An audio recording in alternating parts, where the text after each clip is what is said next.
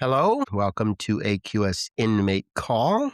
I'm your host, Joel Wilborn. And this story is about Cynthia Rhodes. Now, I posted a few things from her on the American Quidditch Society Facebook page, and I try to keep that up to date. But here recently, she sent me a few things that I just decided to turn it into an episode. And so I wrote out this script to read for this podcast, and it's based on emails that she's been sending me. She'll date them, and she'll give an update on what's going on, and she wants to share it with the public. Now, Cynthia is wheelchair bound, so she has a number of ailments, and she'll discuss these, and she'll list doctors and the procedures she goes through. One of the biggest things she went through was her name. They labeled her as Cynthia Miller, and whenever she got her prescriptions, they would come out as Cynthia Rhodes, and she would have a really tough time getting her prescriptions refilled or even filled. And so she fought really hard to get her name changed to Cynthia Rhodes, and it was just not long ago that they finally switched over. And so now it's a little bit easier for her to get the medical attention that she needs, since everything, of course, was in her legal name. And I've noticed one thing about the Washington Correction Center for Women. They're allowing people to change their name. And we've got women in there, and it kind of makes me a little bit weary about this big freedom. And there's some that change their name, and it's good, because when you do a web search, or you just do maybe a record search or something, you're finding these names of these people that do these terrible crimes. And of course, the person that's in that story isn't the same person that's locked up. They've changed their ways. And that's the thing about humans. Humans aren't stuck in their ways. Usually when you hear about a pet, maybe a dog will bark at the mailman. And then you would expect the dog to bark at a mailman. And you would work with it and train it to try to get it not to bark at a mailman. But it's not unusual for a dog to bark at something. And with humans, we don't have that where we're just instinctively doing things. We can be taught to do the right thing. And sometimes we miss something in life, and it just leads us down the wrong path. And so as we get the proper training and care and attention, the things that will help us to find our way, then we change our ways. And so that's why I don't like the idea of people going to prison and being presumed to be evil for the rest of their life. If they go to prison, especially a correction center, they should be working with the people to get their health back in order, to get their mental wellness back in order, and to help them to find better ways to get through their life rather than committing crimes. And changing a name can help a person come out with a new identity. Now, I've talked to a few women that want to change their names to somebody that they care about. Your last name is Smith. I want to change my last name to Smith. And then you have people like Cynthia, who had a name that was put in when she was arrested, and then she gets married and changes her name, and then she's stuck with this old name. And so getting her name changed was good. We needed that. But when everybody else is just changing their names randomly, not really looking at what they're doing, I really have to talk to people about that. And so you may be writing somebody at the Washington Correction Center for Women, and then the name will change. The DOC number should stay the same. There's no reason to be changing that. So if you do a search on the internet for somebody maybe that I've been talking about and you can't find that person, it could be that the name changed. So it's best to get a DOC number when you can. And with Cynthia, it's the same way. I would talk about her as Cynthia Rhodes, list her as Cynthia Miller. And I'm sure a lot of it is causing confusion. Now we're on the same page. She is now Cynthia Rhodes. So she recently told me about that, and then she continued on with some of the problems she was having. So picking up from her name change, I'll start out this episode. Now, she's been enduring profound loss while holding fast to hope. This month has been especially difficult for Cynthia. She has lost two adult sons in previous months, and in just 2 weeks, two cousins have passed away. Now her sister and brother are gravely ill and may not have much time left.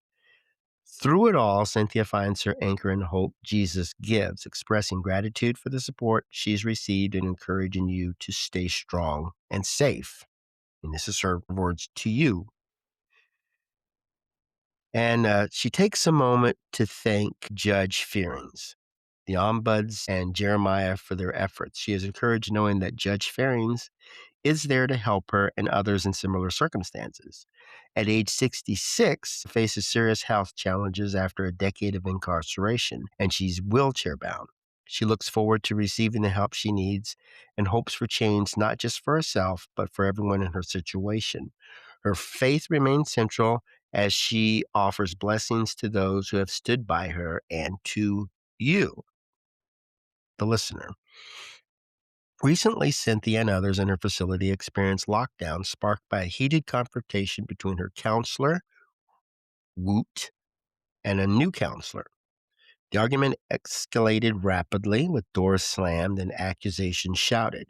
Cynthia notes that her counselor instigated the conflict and reflects on the underlying issues of prejudice and long-standing authority dynamics. She believes new, peaceable counselors would make a profound difference and hopes for the retirement of those causing tension. Cynthia observed that racial issues among employees contribute to a hostile environment, with minorities underrepresented. As a Native American, she feels especially isolated. The high tension isn't limited to inmates, it affects staff as well.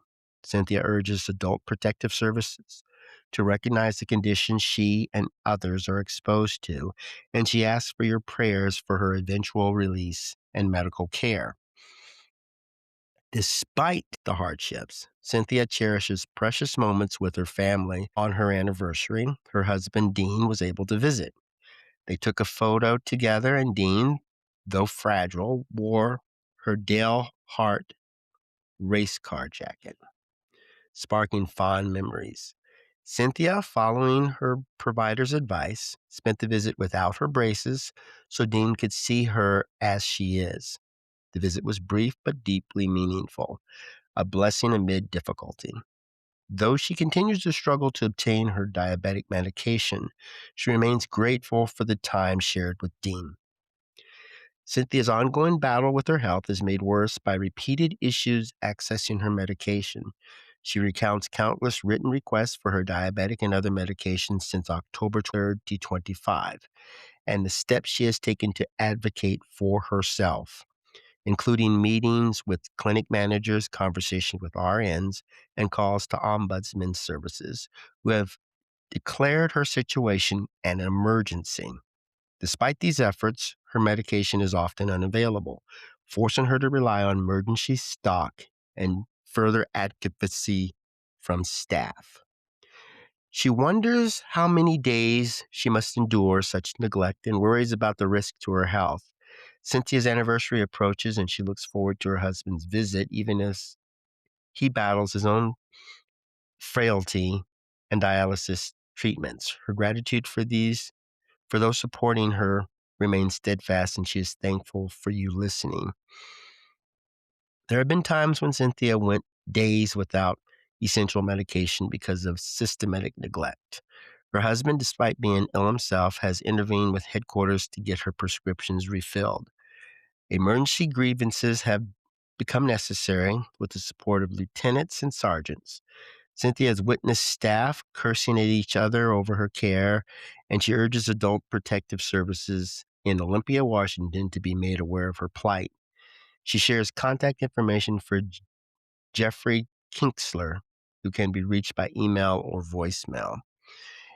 Even now, Cynthia continues to miss vital medications. Once 13, now 5. Holiday excuses abound, but Cynthia insists there is no justification for failing to provide life-saving prescriptions. She is 66, extremely unwell, and classified as low risk. She believes humane care should be given and calls on you to keep her in your prayers. Unpredictable events like lockdowns prompted by drills or possible tanker spills add to the daily challenges Cynthia faces. She often reaches out to loved ones for support and updates, and her words carry warmth and appreciation. Though her husband's surgeries and ongoing medical challenges, she thanks God for the blessings and strength to endure. And she closes her story with love and prayers to you, wishing you blessings, health, and happiness. And through Cynthia's journey, you're reminded of the transformative power of hope, faith, and community, even in the hardest circumstances. So there you go. A synopsis of some of the stories that I've received over these past few weeks from Cynthia. So it's just a breakdown of what's going on with her. So hopefully you'll be able to talk to your family, especially those that may be going to prison. Let them know that the medical care there is not the best. I mean, after all, Paula Gardner won a lawsuit for $9.9 million because she picked up cancer. There's no reason for a person to go in healthy and come out dead or unhealthy. And if we keep advocating and working together, maybe one day we can get this thing fixed up. Well, thanks for tuning in. And hopefully you were able to get something out of this, out of Cynthia's plight, just like I do.